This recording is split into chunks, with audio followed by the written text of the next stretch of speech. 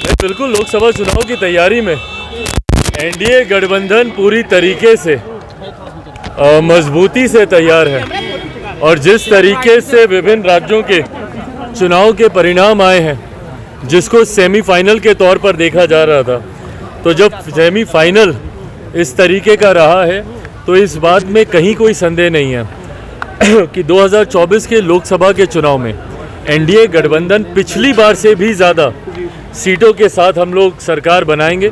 इस बार 400 से ज़्यादा सीटें हम लोग का एनडीए गठबंधन मौजूदा प्रधानमंत्री आदरणीय नरेंद्र मोदी जी के नेतृत्व में जीतने जा रहा है। इसमें कहीं कोई संदेह नहीं है। बिहार हो, झारखंड हो, उत्तर प्रदेश हो, तमाम सीटें एनडीए के खाते में इस बार जाएंगी। बिहार में पिछली बार भी थी, उत्तर प्रदेश में भी अधिकांश सीटें थी, झारखंड में भी थी, जो सीटें रह भी गई थी। इस बार आप देखिएगा संभवतः विपक्ष अपना खाता तक इन राज्यों में नहीं खोल पाएगी। देखिए, ये आने वाले समय में गठबंधन इस बात को तय करेगा। ज़रूर झारखंड बिहार का हिस्सा रहा है।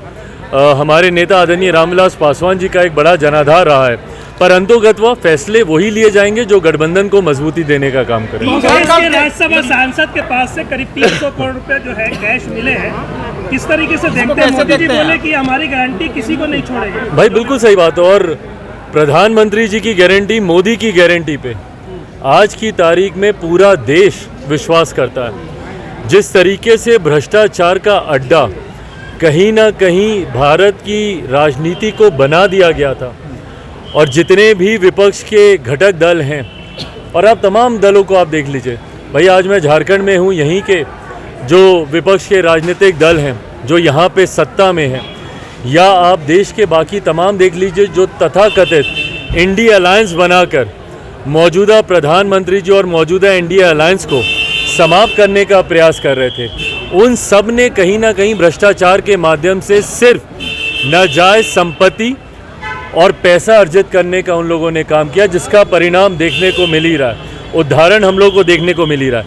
ऐसे में इन सब का हर्ष अंतोगत्वा जांच के बाद जेल में ही होगा, ये मोदी की गारंटी जरूर है।